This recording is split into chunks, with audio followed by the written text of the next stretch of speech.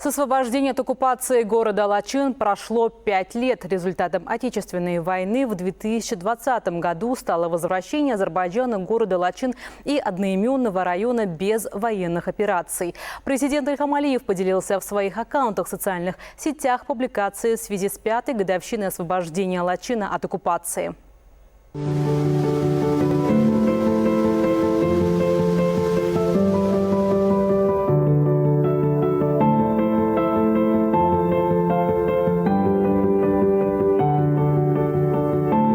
Hayat bu bölgeye qayıdıb, bu bölgenin sahipleri qayıdıblar.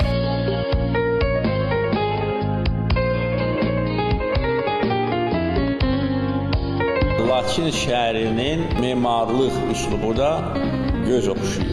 Yəni bu nəinki Azərbaycanın dünya miqyasında ən gözəl şəhərlərindən birinə çevriləcək.